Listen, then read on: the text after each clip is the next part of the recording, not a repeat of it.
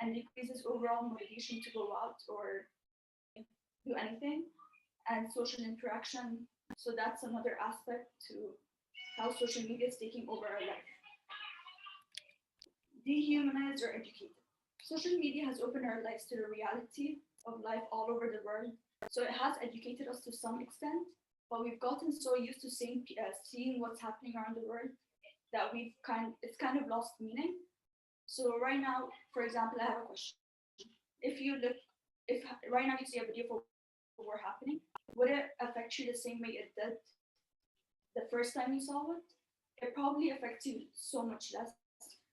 And the fact that social media has normalized spreading hatred, that's probably why depression rates are also increasing in this generation.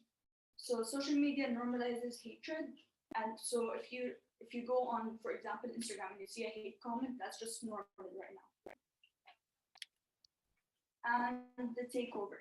Teachers said that 94% of their students are more likely to use Google than read a book. And e-scooters revenues increase is expected to increase 21% by 2023, and 20% of the world's vacuums are robot vacuums. And in the cartoon right next to it, you can see that kids in this generation are more interested, most of them are more interested in going on their phone than playing with their neighbors or their kids in their neighborhood. So this shows how much how much time have changed, and I feel like I personally believe that it's time to put a stop to that change, especially since it's affecting every aspect of our life. Okay, so today I explained how social media took over our lives. Too much time has taken out of our day to spend on social media and technology, and that causes pressure on us. We often dehumanized to a certain extent because of technology, and it had taken over our everyday tasks. So I urge every single one of you to spend the day without social media. Go outside, take a breath, enjoy the nature around you, disconnect from your technology and connect to real life and connect to everything going on around you. Thank you. Any questions?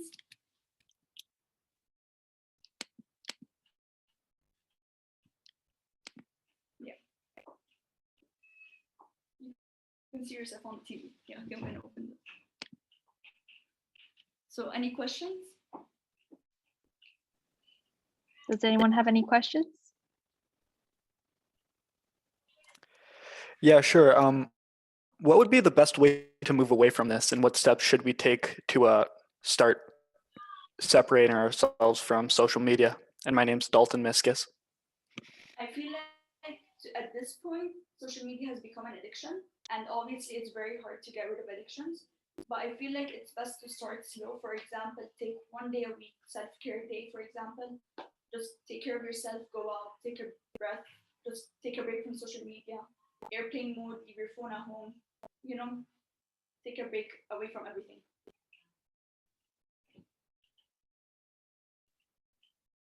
Any other questions?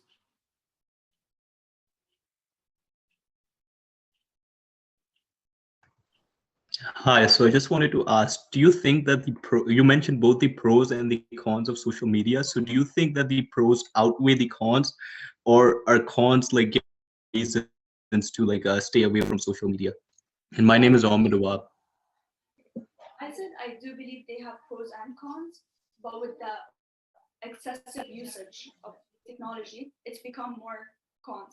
So I feel like if we have a healthy balance between reality and social media, then that would be an equal amount of pros and cons. But at this point and the amount we use technology, then I feel like there's so many more cons. Perfect, thank you. Any other questions? Great job, Lena. Thank you. Really well done. All right, if the next person can start getting their things set up. Yeah, I'm getting ready right now. Should be ready in a little bit. Perfect. And when you ask a question, I didn't realize that your names would be on the screens. You don't have to say your name. I can see it right in front of me, but thank you.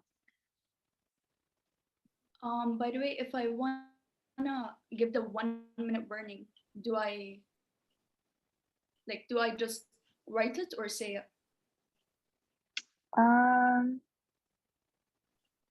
Is everyone okay with the chat?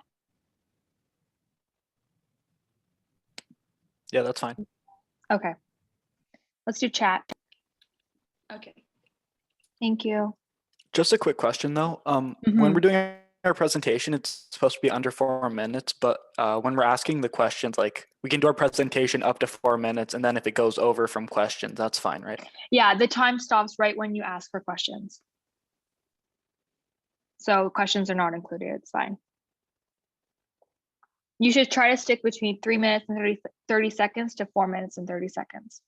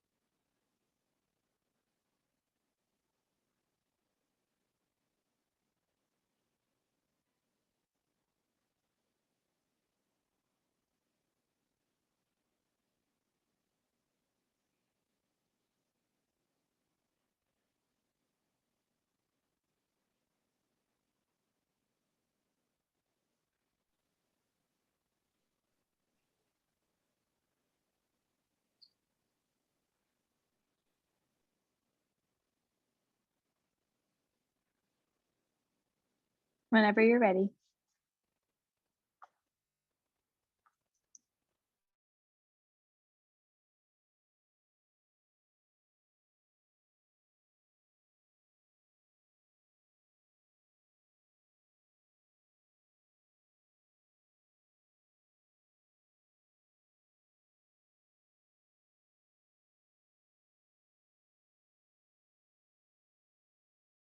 Oh, sorry, I was muted. Okay. Sorry, I am too. All right.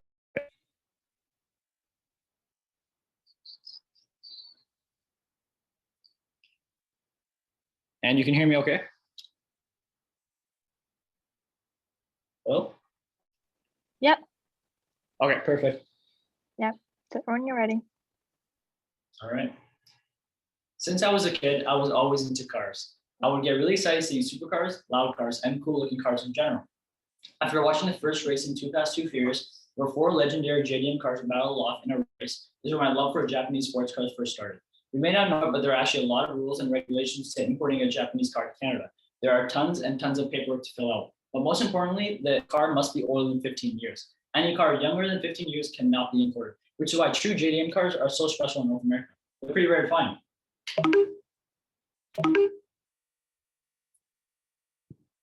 My name is Asher Ahmad. I'm 18 years old and I'm attending the Odette School of Business as a first-year student. My plan is to pursue the accounting or finance field as I find the course is very interesting. Today, I want to inform you all on the basics of JDM cars and what owners of JDM cars like to do. Another thing I'll be touching on is how to import cars from Japan and how to rebuild cars from scratch. You'll be learning about what goes on with the impact Japanese cars have made on the car community in North America.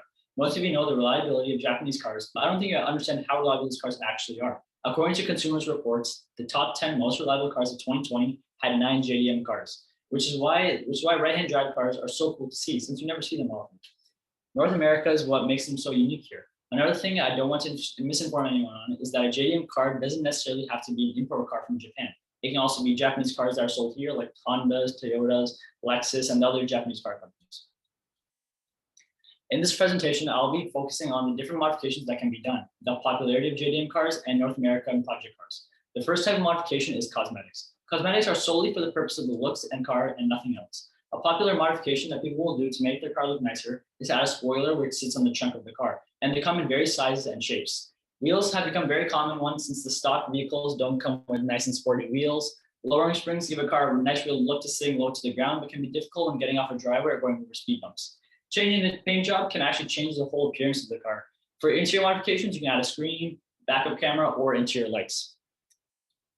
Moving on to performance modifications, which can help increase the overall power of your car. Starting off as a supercharger, which in the simplest terms forces more air into the engine of your car, providing a boost. Turbo is another form of providing a boost to your car and is usually debated between the two.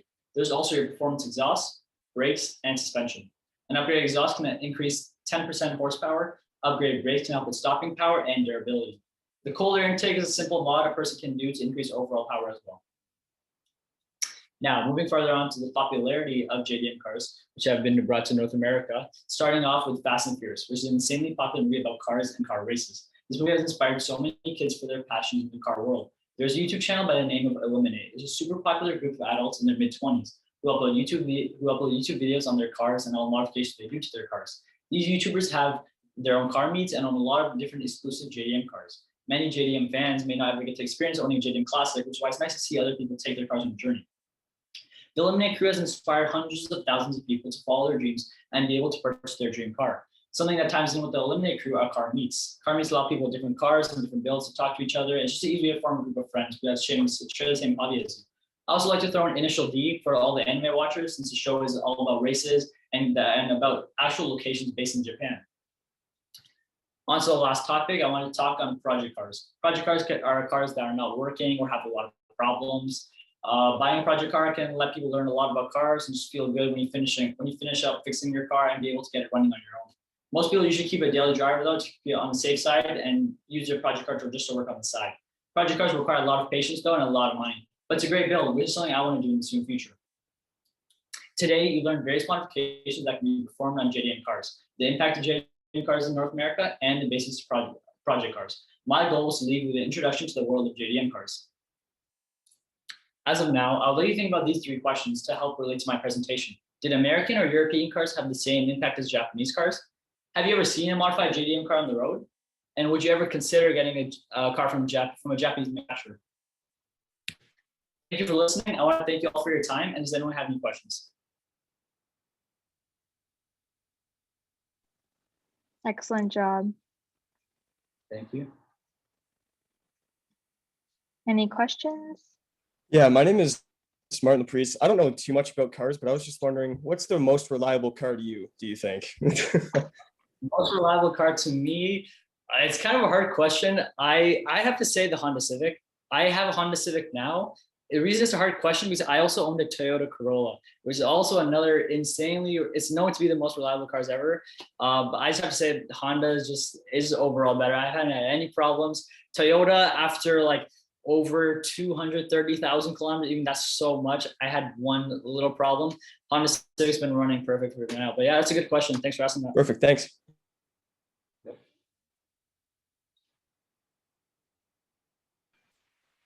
Hello, can you guys hear me?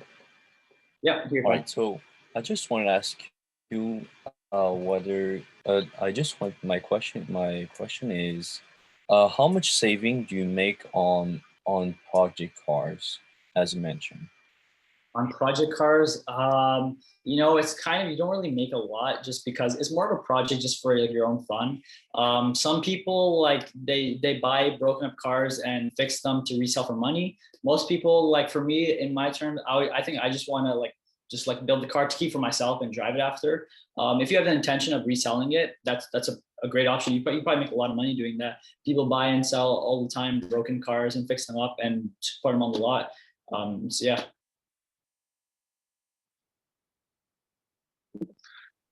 Yeah, hi, I'm Mohammed Ahmed. I have one question. Yeah, sure. Yeah, I would like to know if you prefer electric car over petrol. That's a good question. I actually would like the gas cars. I've heard a lot about Tesla, a lot about just the huge debate in general. But the thing I've seen is that Tesla, the thing is, or just electric cars in general, the thing is when you have to stop or you're going for long range road trips, the thing is having to make the stop for the electric charge, and they're just not as available, especially in Canada. In California, there's or just American terms, more charging stations. Canada's not as much. So waiting 30 minutes is something I just would not want to do. Even they have it where you can watch Netflix in the car, but I think I would just rather fill up gas 15 minutes and go farther. Or if I really wanted something, I would go for a hybrid car, go for the in between, so I can still when I'm on the highway, it would take battery, and just in the city driving, it would take gas. So yeah. Yeah, thanks. The reason why I asked this question because I live in Dubai and I have a car that has like Nissan petrol capsule and I have a nose in it. And trust me, my petrol, it like finishes in freaking 15 minutes, bro. It finishes so quick. Really? Yeah, that's why I Oh, asked. Yeah, okay. yeah, yeah. Oh, I Thanks. don't know. Maybe you need to find a car with a better mileage. Maybe that might be the issue. Like a lot of trucks, they have higher mileage. The No, Honda no, Civic, the reason is I have a nose in it. That's why. oh, okay. Yeah. Okay. All right, yeah. Thanks for the question. Thank you for the questions. Next person can get ready. Good job, Ashar. Thank you so much. Lena, or what was the time on that one? 4 minutes, 14 seconds. Okay, thank you so much.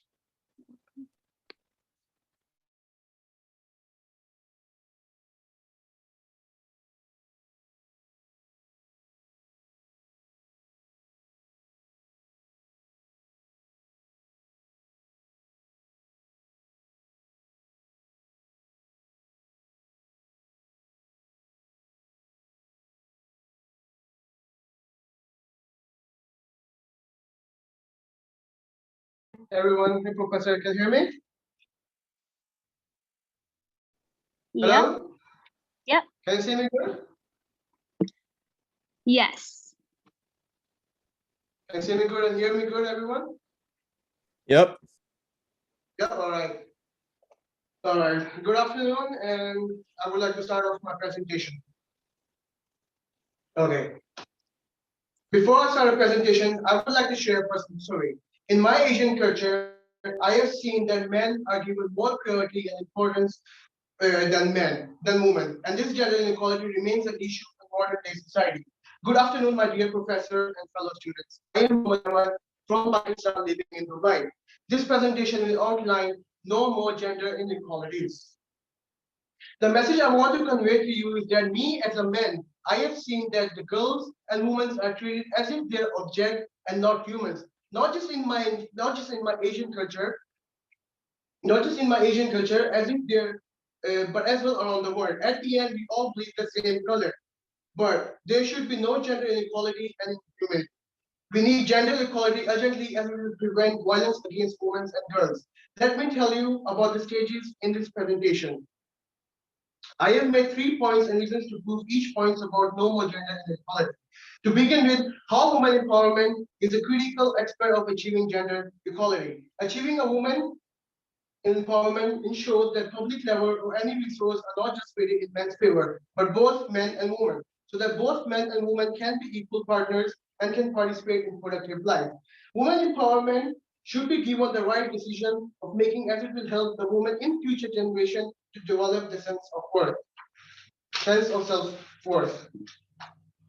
As women bear a lot of pain from conflicts within the society, including human rights abuses, the spread of disease, and economic setbacks. Yet they still keep themselves very optimistic, even though they're emotionally wounded. I believe that they can support and provide a positive advice to community or humanitarian solutions to any problems they have faced. Moving on to my point two, how positive mindsets can society can lead to gender equality. Having a productive mindset in society and workplaces, knowing that gender is natural and it has no impact on our daily activities. This sort of mindset does not see the gender as a real issue. If a girl or a boy encounters a challenging task, whether in sports or in any school subject, for instance, a boy might think, oh, she's better than me in science. Oh, she's just great. I mean, whereas if a boy starts to believe that science is just a subject that requires skills, passion, and he can do better, that is when you take that task as a challenge and believe that gender does not matter. This does not mean that if she's a girl, means she can do better. No, as mentioned above, it requires skills and practice. On to my last point, putting an end to gender-based violence. A violence can be physical or sexual violence. According to the statistics, 55% of rape is committed by men, even in 21st century. Violence against women continues, which is affecting a lot of countries, even the ones that have made huge progress. In September 2017, the European Union and the United Nations joined the forces to launch the Spotlight initiative that focuses on eliminating all forms of violence against women and girls. Whenever we talk about violence or rape, the very first word comes to our mind is that a man committed. I mean, but no, it is shocking that 35% of male or female or boys sexually abused by females or transgender. In European or Western countries, there are women who target boys for their own needs, and it's a big crime. The youth should be properly educated in schools as well as at home about preventing gender-based violence and gender inequality. We all should speak up and stand up against friends or anyone who does this. Violence is a choice and it's always preventable.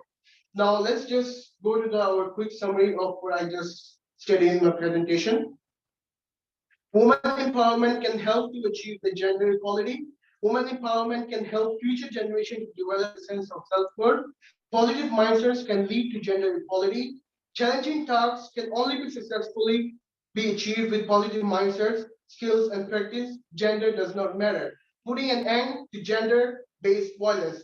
Violence is a considerable crime, whether it is physical or sexual. It needs to stop. Now, I just want to give my last message to all of you. This is not just a presentation I'm presenting. I want all of us to take this presentation as a positive message to our environment, as I'm here not telling stories, but changing lives. Thank you. All right, any questions? I have a question. Yeah. So how do you feel that like any person like us could advocate for these gender equalities, like on a day-to-day basis, rather Sorry, than can just speaking up? How do can you you think repeat that like a normal person could like advocate for gender equalities on a day-to-day basis, rather than just I mean, on daily day-to-day basis, just I stated that having a positive mindset can always like help you achieve the between the gender equality. I mean, you should always state that like any workplace you go to or any sort of challenges or tasks you face, that does not mean that oh yeah, a boy can do this force, a girl cannot do this force. I mean, you should have a positive mindset that like you both can work together and have a positive equal partnerships between each other, so you can just do the challenge and achieve the challenge or task. I mean, that's what I would do on a day-to-day basis. Hope that answers your question. Thank you. Yeah. I have a question. Anyone else? I do. Yeah. So I live in Abu Dhabi, which is right next to Dubai. But Okay. What's up? do you think there's a difference between gender equality in the UAE and Canada, or do you think it's mostly here because of the government, or is it the teenagers? I mean that's a good question though. Like as you see, I've never seen any gender inequalities in UAE. I mean UAE is a really good country to live at, and I've never seen any gender inequalities in Canada as well, because Canada is a really beautiful and really great country too. But I've seen some sort of encounters that when a woman wears hijab in Western countries. I've never seen in Canada, but like in some other countries that people there's some sort of like weird images of weird sense of thoughts that come into the person's minds. Oh, she's wearing a hijab. Oh, let's just be careful about that. I mean, it's very rare I've seen, but to your question, I mean that both are really beautiful country and this tools for every gender equality. So there's no gender inequality for the countries, I think. Yeah. I believe that. I think that's answered. Perfect. Thank you. Okay, I also had a question. Great work. We're gonna try to stick Sure. to two. Okay, that's fine. It's until 4 and we only have 3 done. So let's stick to 2 questions per presentation. Okay. All right. That's it? I think so. Great job. All right. Thank you. Thank you. Lena, what was the time on that one? 4 minutes, 23 seconds. Perfect.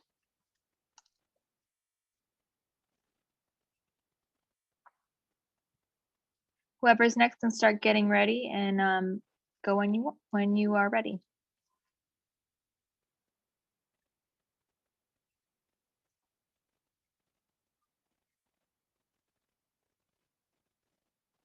Is Amir here?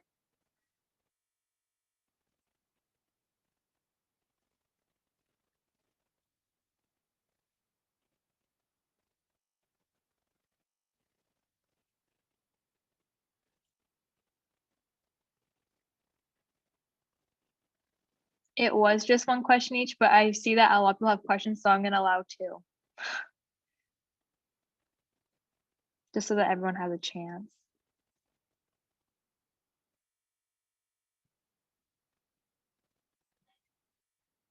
If Amir's not here, can Admad go?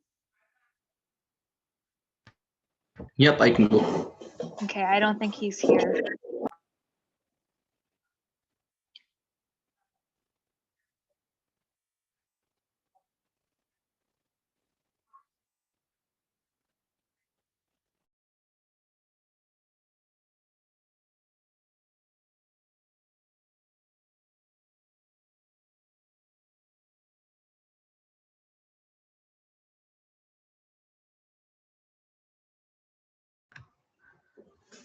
Okay, so can you all see my slides? It's perfect. Okay.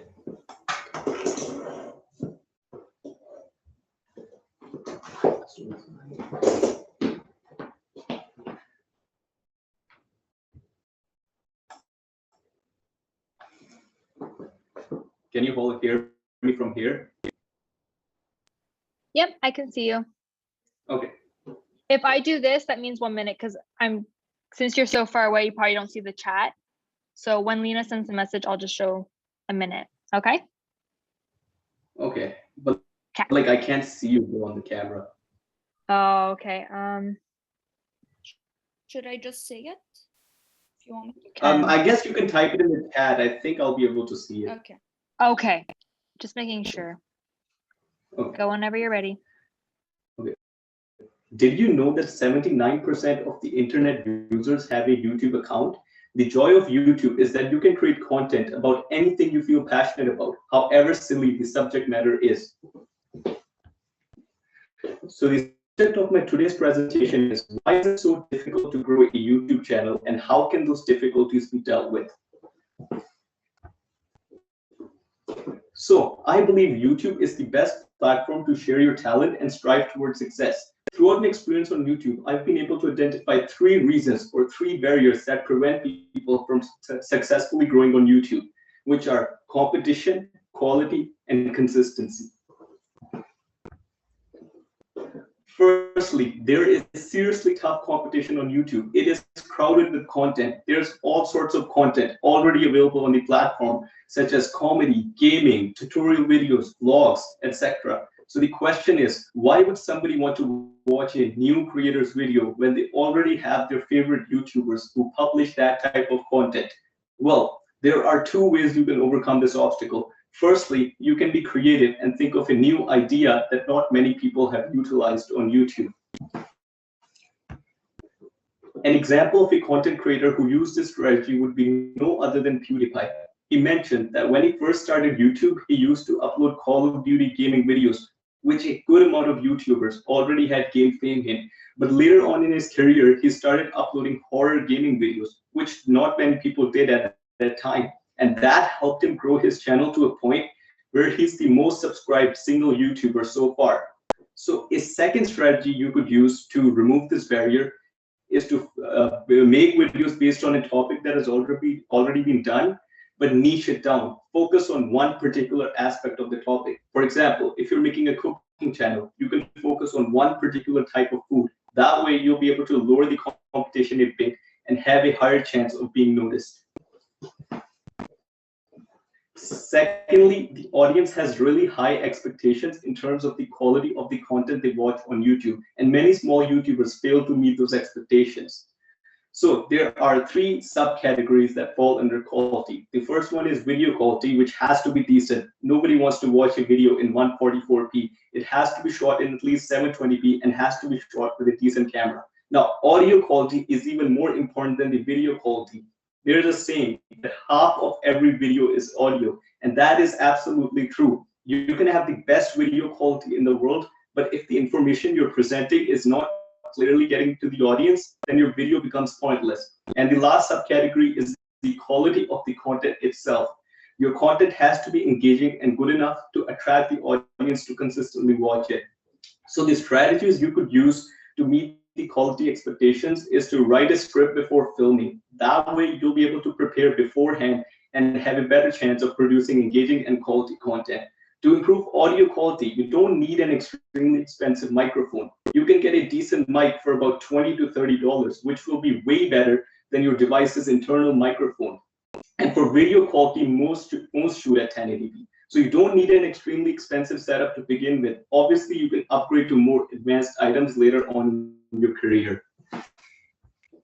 Another common part of YouTube that people struggle with is consistency. New channels need to upload a minimum of 1 video per week. And we all are busy in our daily lives. So that's why we struggle to keep up with the consistency requirement. So a strategy you could use is to make multiple videos on the days you're free and upload them one by one each day throughout the week. So today I should mention 3 barriers that stop people from achieving the success that they desire for on YouTube, which were competition, quality, and consistency. I believe YouTube is the best platform to share your talent with the world. So where do you go from here? Well, if you have identified a talent or a skill that you have, I encourage you to start a YouTube channel. And once you've made this decision, I want you to focus on the 3 points that I've mentioned. And if you can master those, you'll have a really high chance of being successful on the platform. Thank you for listening. And does anybody have any questions? Excellent presentation. Yeah, I got Does a anyone question. have questions? Okay. Yep. So if you want to be successful on YouTube, what kind of content do you think that we should upload? Like, what's the most popular kind of content? Well, the thing is, if you just go with the popularity and try to upload the content that is already popular, then you kind of have a lower chance of gaining success, because that topic will have tough competition and there are many people that have already gained fame in. So you want to think of something that's relatively new and something that people could like. Great, thank you. I have a question. I have a question. Okay, so I guess Lena asked first, so I guess you can ask. Okay. Right now, like TikTok's a trend. Would you still, like, if someone wants to get successful and wants to make like fast money, would you recommend YouTube or TikTok at this Well, point? if you look in terms of money, TikTok doesn't really have much opportunities yet for making money, but in the future it could. So I guess you can, like, YouTube has more money than TikTok. So I guess you can kind of do a mixture of both. Like you can use, like, I think it's easier to gain fame on TikTok. So you can kind of use TikTok to get popular. And then if you want to make a YouTube channel, then people would know you from TikTok, and then you can be successful on YouTube as well. So they go kind of hand in hand. Yeah, makes sense. Okay, thank you. No problem. Perfect. Oh, Oh, wait, so are we linked to miss 2 questions? That's fine. just for time. Sorry. All right, whoever's next can start getting ready. Great presentation. Lena, what was the time on that one? 4 minutes, 28 seconds. All right. Thank you.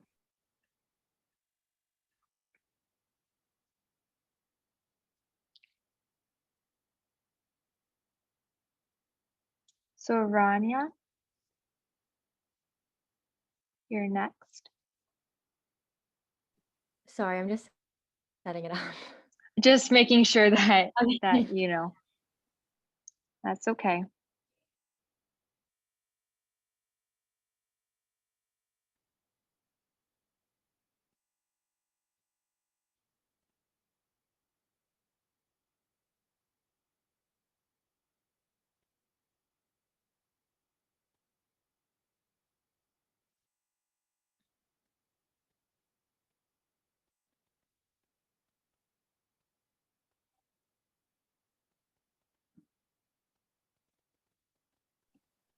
Sorry, it's just making me do like this thing through my settings. I just have to allow it to. If it's gonna take a while, I can get the next person and then you can go at the end if you need more time.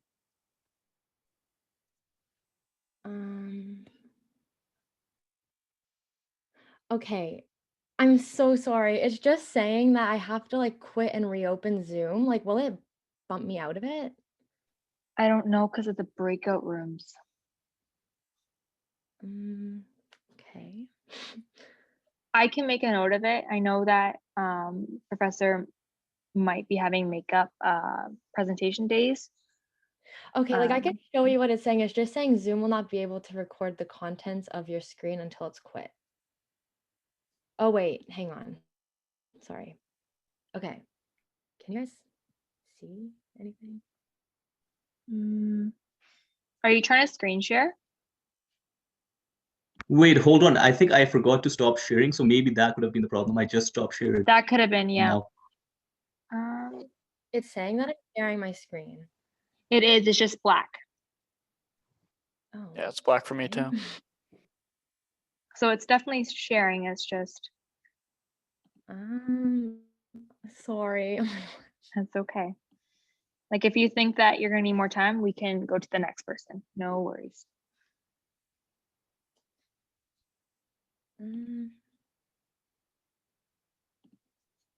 Okay. Is it showing it now? It's still a black screen. Oh gosh, okay. That's okay. We'll go to the next person. Okay, I'm so sorry. And if you can figure it out in the meantime, that's great, Okay, but I'll I'm make a gonna note do of it. that right Okay. now. Okay, I'm gonna So Devin. Okay, I'll just share my Sorry. screen now. Okay, perfect. Can you see it? Yep, Okay. perfect.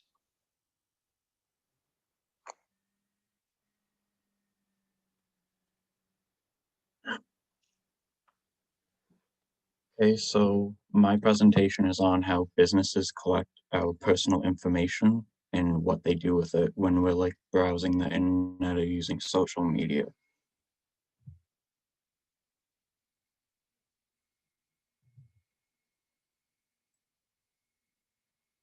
Okay, so the few examples of the type of businesses that collect personal information would be social media companies, phone companies such as Apple and Samsung, internet browsers, like GPS apps, they track a location all the time.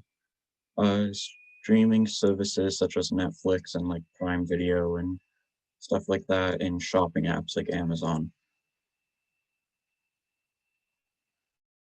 So, a few ways that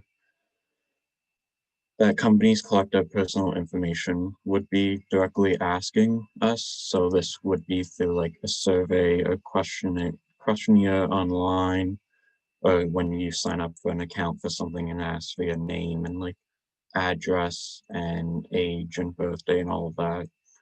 So, and then another way would be indirectly tracking us. So for example, location-based advertising. So if we're like using an IP address or like the internet that we're hooked up to, they can determine a location and like give us ads based on where we are. And then appending other sources of consumer data to ours as well.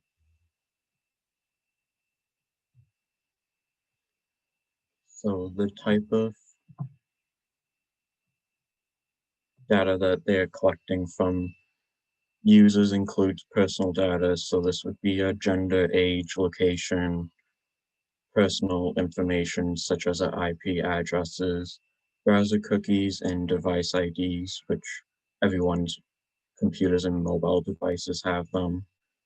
Then engagement data as well, which is how we as consumers interact with businesses, social media pages, or like online customer service.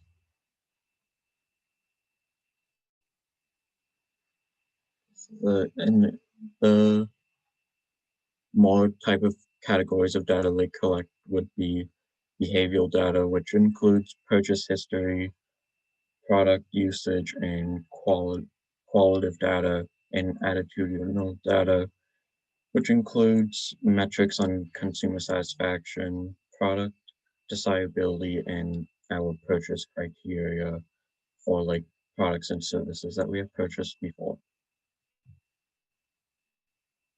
So what companies do with the data that is collected, the four main things is turning the personal data into a profit, which this is done through data brokers or data service providers. And the people that buy our personal data would be advertisers. So then they know exactly who they're advertising to. Continue to, this can be used for a company to refine the marketing strategy so they know, they'll tell them how consumers are responding to the marketing campaigns, and companies can personalize the ads based on our interests, improving customers' overall experience. So with the data collected, the companies can determine what products and services would be better to advertise to the consumers. Okay, and then, oh, sorry, okay, so then what countries, states, and provinces are doing to stop the collection of this personal data? So the governments are starting to see the problem with companies collecting consumers' information without us necessarily knowing. So, for example, the European Union has strict rules when it comes to the matter of data collection. It's the General Data Protection Requirements. It was proposed in 2012. And if companies do not follow the rules in this document, they would be fined up to 20 million euros or up to 4% of annual revenue, whichever is higher. And then Canada has also introduced a Data Collection Privacy Act, which is called the Personal Information Protection in Electronic Documents Act. This came into effect November 1st, 2018.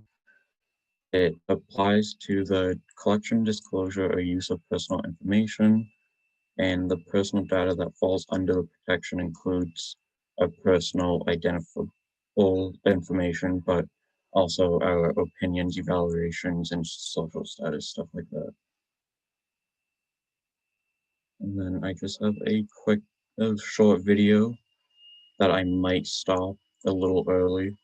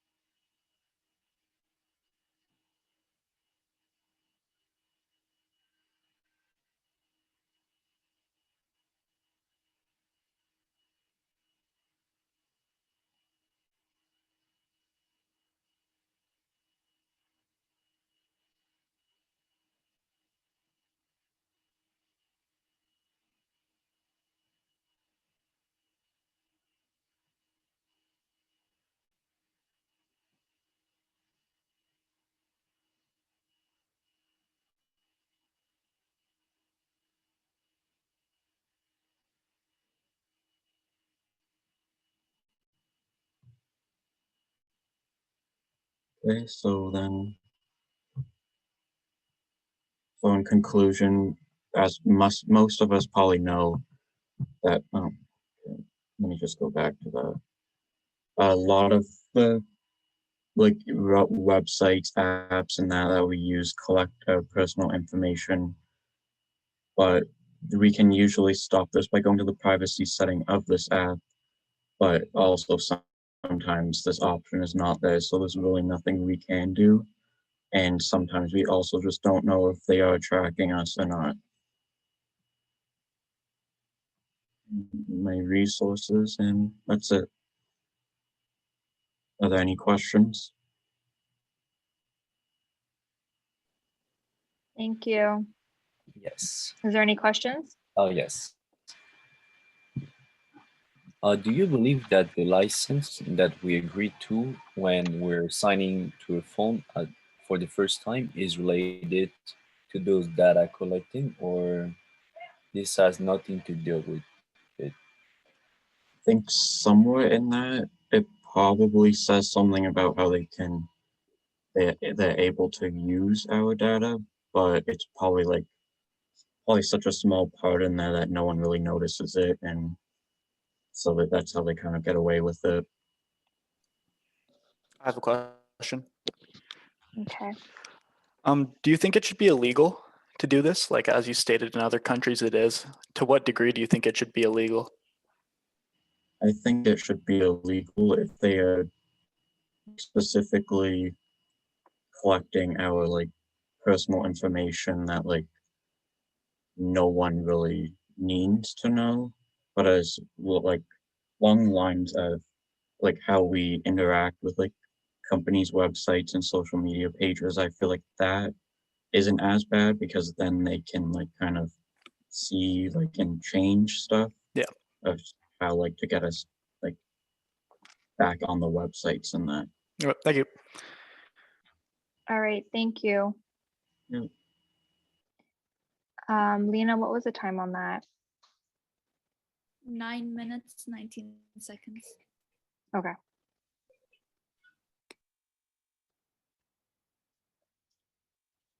Are you cutting off at when he asked for questions, or she? Yeah. Okay, I'm perfect. stopping the topic before Okay. questions. All right, thank you. The whole time when I was presenting, nothing for the chat would come up. I So I used my couldn't see hands. when, Okay. oh, I didn't even notice. Okay. Okay. That's fine. It'd probably be a good idea for everyone to time themselves too, if it's not Yeah. too much you want to do, because that Yeah, that's what I'm gonna be on doing. that long. Yeah, it's kind of hard. In person, we would hold papers so we could really see it, but digitally, it's a little bit different.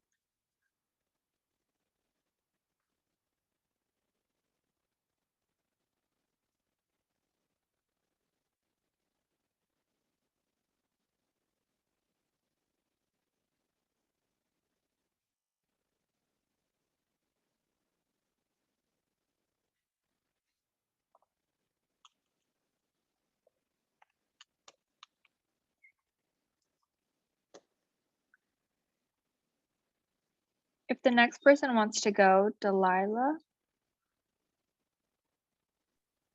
Hello. Mm-hmm. Are you ready to Can go? you guys hear me?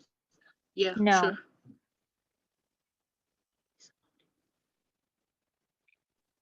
Hello. I can hear you, but I can't see you. Oh, okay. How about now? Perfect. Okay, let me share my screen. Okay, thank you.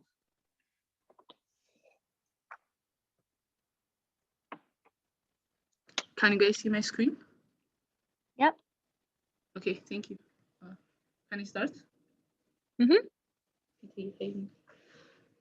Okay. Hello, everybody. My name is Dayla, and I'm going to be presenting about the history of television today.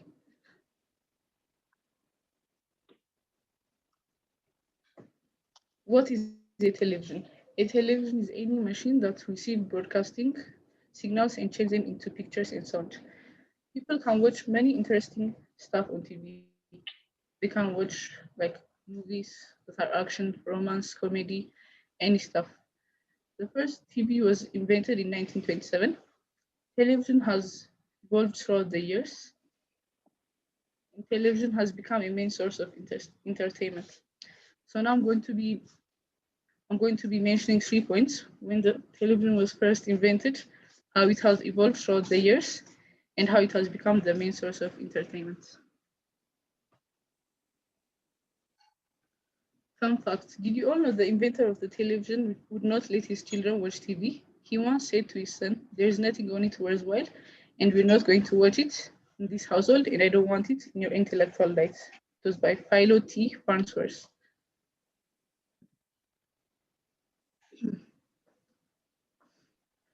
The television was invented by 3 people. The first one was invented by Philo Farnsworth in San Antonio in 1927. Then John Bride and Charles Jensen invented it in the 20s. The reason for this invention was that Philo had lived in a house without electricity until he was 14. So he came up with a solution to entertain people so they could kill some time when they're bored.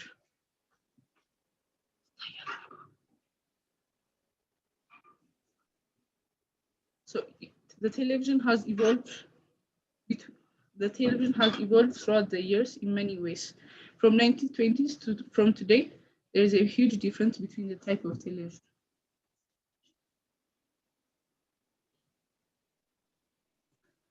The one on your left, the first TV created on 1936. This TV was very bulky and big. It was very expensive, but people still bought it because it was worth it and it made them happy. And the one on the right is the one from 1946 till 1950. This television had gotten drastically smaller and definitely more convenient for many people. Because of the new technology, the TV became smaller. The screens stayed the same in size as the other piece. This was the year when colored television were first created. The number of television in use rose from 6,000 in 1946 to 12 million by 1951.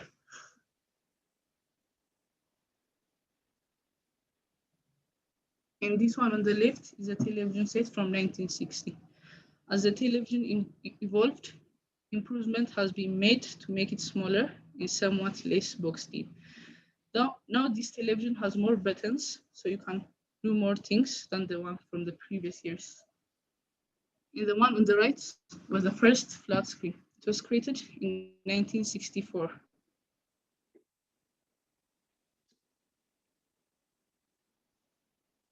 And these here are the modern day TVs that we see now. The first UHD TV was created in 2013.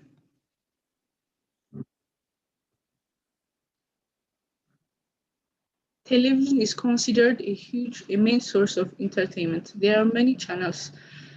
When it was first created in 1927, there weren't many channels. It was like only like 5 or so. So there was not much, but now there are like more than 1,000 channels, so you can easily watch anything you want.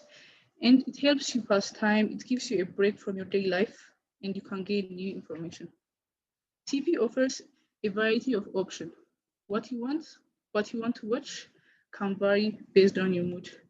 If you're feeling down, you might want to watch a comedy. If you're feeling irritated, you might want to watch something with adventure or action.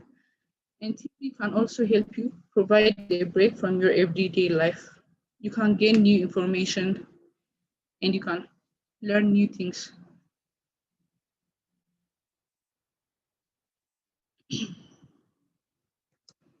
can also choose when and where to watch your TV. You can set a time, but you have to go to a certain place and set a time. With TV, you can watch while you're on, so that thanks to this creation, you can watch anywhere you want. So in conclusion, television is a great invention that has benefited in many ways. Since its invention, it has evolved greatly, and it's a great source of entertainment, and it's a fast-growing media.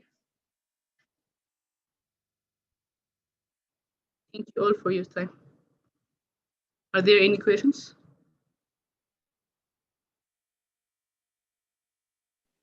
Great presentation. Does anyone have any questions? We can take two. I have a question. Yeah. Do you think that television, like the television, could become more modern than it is now? And if so, how? Yeah, I think it could. Like for example, the screen could disappear. It could be just like something like a projector and stuff like that. I also have a question. Yeah, sure. I just want to know if you think there's any negative effects on TV, and like maybe if people today like use TV too much, and kind of just what you think on that. Yeah, there are negative. Children nowadays are addicted to TV, so they don't go around and play. They don't, and it's a bad influence sometimes. The things they watch on TV, they might do it in real life, so it might be harmful sometimes. Thanks. Okay, you're welcome. Great job. Thank you all for watching. Thank you. No problem.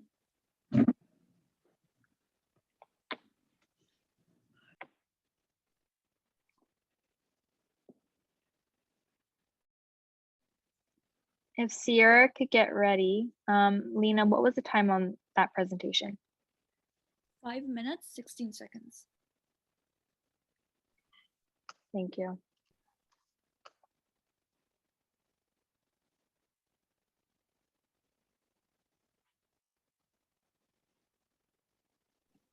I have a question. Yep. Someone in the comments just said that they like tried or something. Like I'm just seeing it now, but they tested to like leave, I guess, and then it rejoined automatically. Like, should I try that? You could. Or should I just wait? I'm just scared that you won't return into the break room. That's what Right. but I have no idea. Okay. We only have Sierra and Sean left. Just have a quick question. Mm-hmm. Will we get this? Are you gonna like post the recording, or is he gonna post the recording after? Yeah, I think I have to send it to the prof and then he'll post it because you guys need it for your self critiques. Yeah. Okay. All right. Thank you. Yeah, you'll have access to it.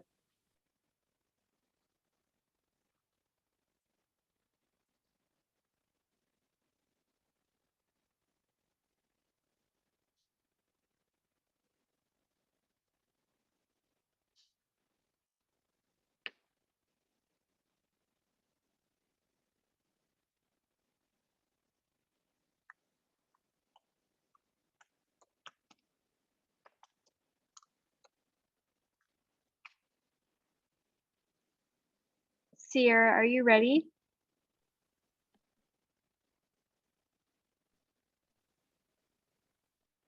I don't think Sierra's in this. I was just gonna say that thing. I don't think she's here. Okay, Sean. Yep, I'm here. Perfect. Whenever you're ready, I'll give you a little bit of time.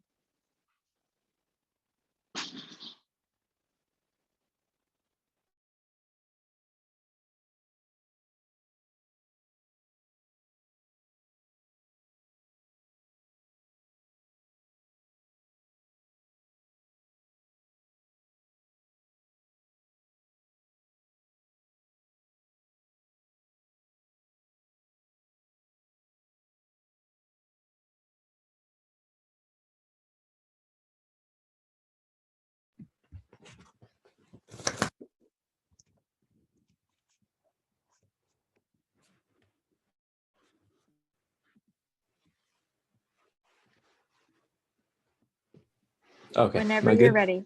Yep. Okay. Every great business is found on one concept above anything else. Sorry, let me change my slides here. There we go. Uber did it by providing their users with affordable and safe transportation anytime and anywhere. Amazon created a marketplace that put any item you can imagine to a single platform and have it delivered the next day. Netflix gave us the ability to watch a large selection of movies and TV shows for a low fixed monthly fee. These companies all started based on a problem that consumers have and create a solution to revolutionize their respective industries and quickly become favored. This very simple concept is one of the things that inspired my business and work for myself. My name is Sean Bro, and so I'll be talking about my own business called Bro's Detailing and how I solved the consumer problem with my business. It's easy to find a great business idea and discuss how it would be extremely beneficial to consumers, but when it comes to actually executing ideas, we're more challenged. But why shouldn't you start now? I believe that's important to really ask ourselves what we actually have to lose from going out into the world and taking a risk. For me, I knew that the worst case scenario was that nobody would want their car detailed. With that being said, I'll be discussing what I experienced when starting my business, from the failures, challenges, and the growth to successes. When I started my business in June of 2019, I was still working at a used car dealership in Lakeshore. I was there for just over a year and would clean about 16 cars in a 4-hour shift. After developing strong hatred for working for this company, I started looking for other jobs at other dealerships. With no managers looking to hire an expensive to insure 17-year-old, I started to get creative. What if I cut the middleman and clean cars for people myself with my own supplies and my own schedule? But what if I brought these services right to my customers' driveways? A mobile detailing company called Bros Detailing grew from this experience. I invested my savings in buying car detailing equipment, supplies, created a website, and started promoting myself on social media. Bros Detailing was established and I was ready to go.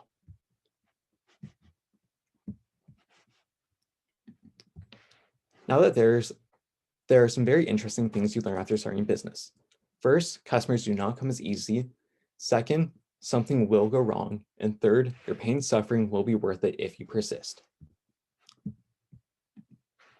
My first customer was my accounting teacher from high school and her husband. They soon referred me to a couple of friends who in turn referred me to their friends, started a network of clients. That combined with the social media advertising started to create interest. Looking back, my clients began to come quicker and quicker, but I remember checking my email over 100 times a day, seeing if I had any new bookings. The feeling of not knowing where your next paycheck was coming from created much anxiety and made it very difficult to run a business at first. With that being said, there of course had to be obstacles. Which came my car's transmission breaking 3 weeks after opening my business and facing lots of competition in the market, I was extremely overwhelmed.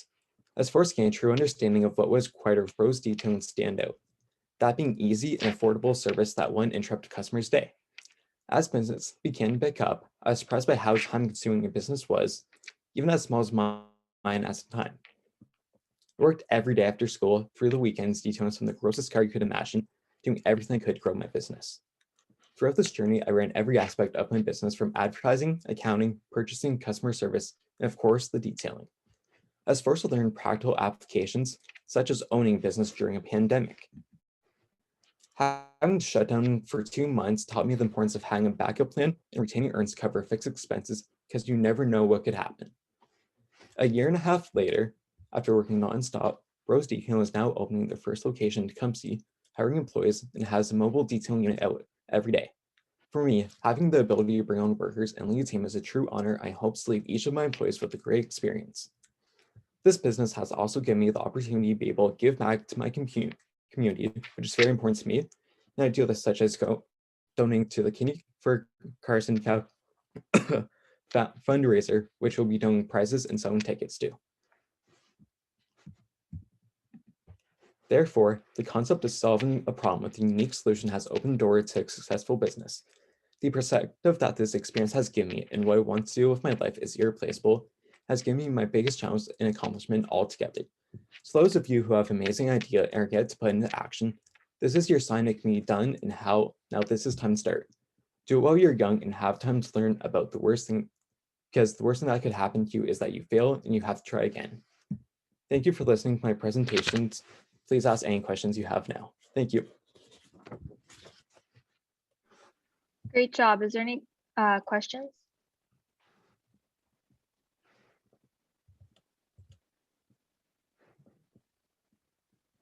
We have 15 minutes, so.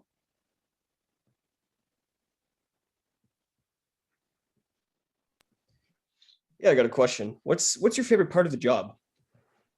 I think my favorite part of the job for me is kind of just being able to interact with new people every day. And every day is a new experience. Every day is just something fresh. And it gives you the ability to learn something new every day, be out somewhere else. And it's constantly just a new challenge. Good answer. Thank you.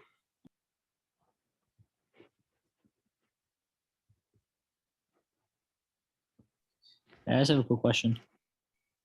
Sure. So like I've seen like a lot of people starting detailing business now, and yours seems pretty successful. I've seen your Instagram page. So do you think it's a good business to get into as someone who's just starting in right now, or is that time gone now? It's never gone. It's always a good business because really you can start for very cheap startup expenses, and it's easy to find customers. You just go to your neighbor's houses. There's always somebody who has a car that's dirty. So really there's always opportunity. You just really have to have knowledge in business and understanding your customers to be able to kind of take it to the next level. Yeah, sounds good. Thanks. Of course. Okay, thank you so much.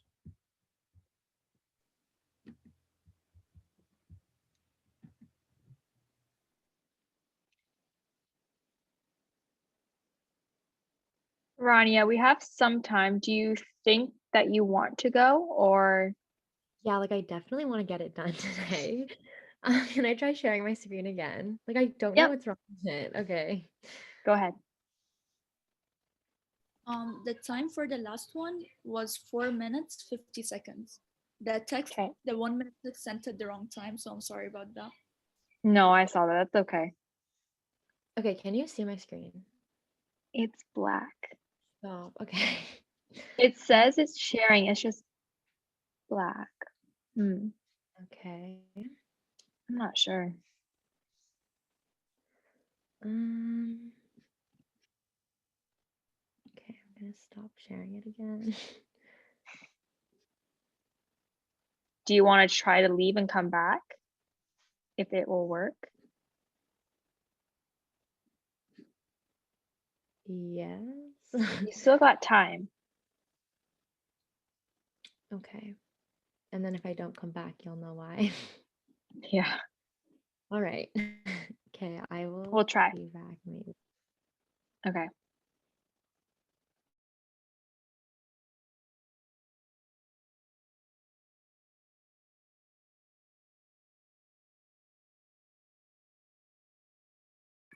Can I ask a question? Sure. How long was my presentation? Because I couldn't see the Zoom while I was presenting.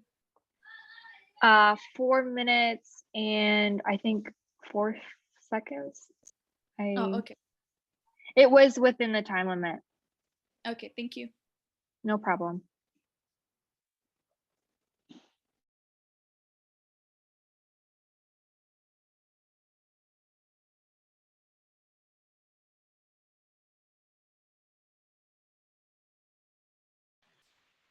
Excuse me. I would like to know if after we perform and and the and student give their peer review, will we be able to see it all as well? The peer evaluations? Yes. I'm pretty sure. Okay, thank you. I'm pretty sure. I know in person we did, so I'm guessing there's a way. Probably emailed the professor, but I'm pretty sure.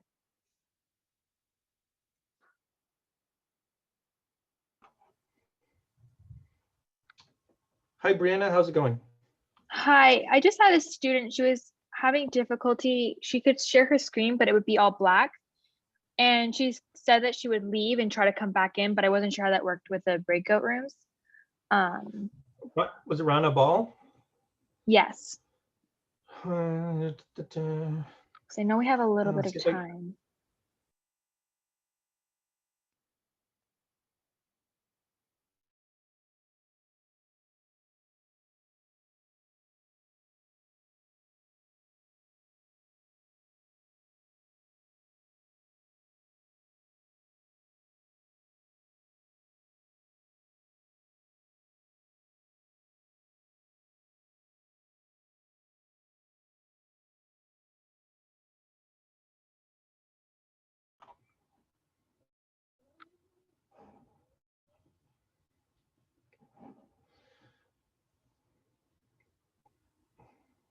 Did that work? Did Rana be able to? Let's Okay, see yeah. if she's in here. Try sharing it again. Let's see.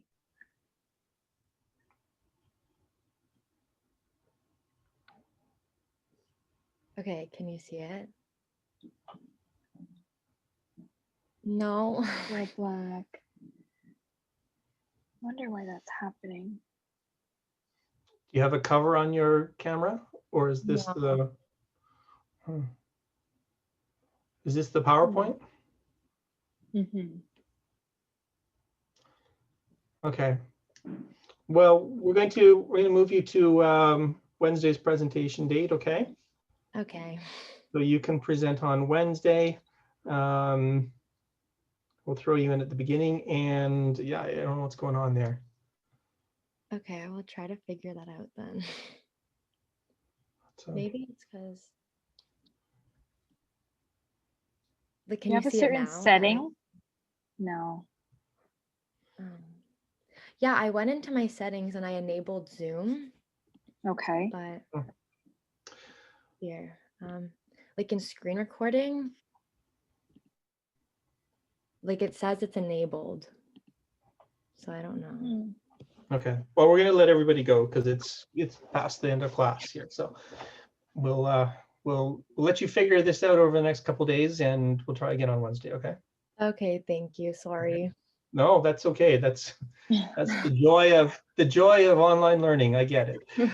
Okay, everyone, have a great rest of the day, and we'll reconvene on Wednesday. See you then. Congratulations to all of the presenters. You're done, and I'm sure you did a great job.